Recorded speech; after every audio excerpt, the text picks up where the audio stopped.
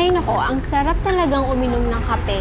Lalo na't kapag kasama mo yung pamilya mo habang nanonood kayo ng TV o kahit sabihin mo lang mag-isa ka sa bahay at nanonood ka ng DVD o kahit anong pelikula. Noon, akala ko yung paggawa ng TV commercials o kaya yung paggawa ng mga pelikula ay madali lang. Last Tuesday, nagkaroon kami ng first meeting sa VidProd 2 at ibang-iba pala talaga yung VidProd 1 kumpara sa VidProd 2. Kasi sa VidProd 1, syempre more on script writing.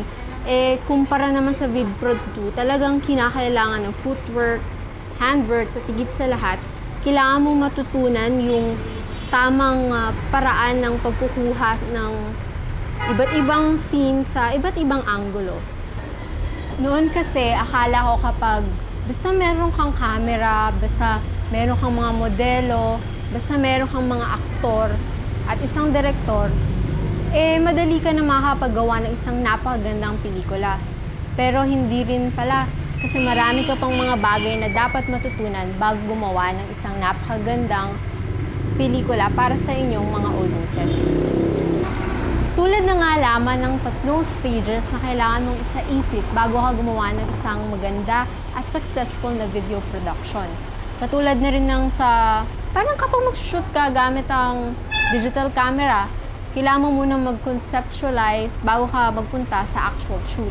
So ito ang 3 stages na kailangan mong isipin sa paggawa ng video production. Una, ay ang pre-production o ang tinatawag na script writing stage. Pangalawa, ang production stage kung saan ginagawa ang actual video footage. At ang ikatlo naman ay ang post-production stage kung saan ini-edit ang buong video.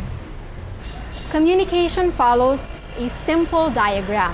Ito nga yung tinatawag na SMCRE model or the source of the message, channel, its receivers, and its effects to the audiences. Sabi nga ni Sir Frank, sa television, it's a one-way communication kung saan bigay ka lang ng bigay ng information sa inyong mga manonood. Abay, bukod pa dyan, meron pa palang tinatawag na iba't ibang shot sizes. Katulad na lamang ng full shot, medium shot, close-up, and extreme shot. Totoo na the camera is your window to the real world. Hay nako, ang dami pang dapat matutunan tungkol sa video production. Ay, gusto pala yung kape. Sige, magtitimpla na lang muna ako. Susunod ulit, Bye! Come on, everybody!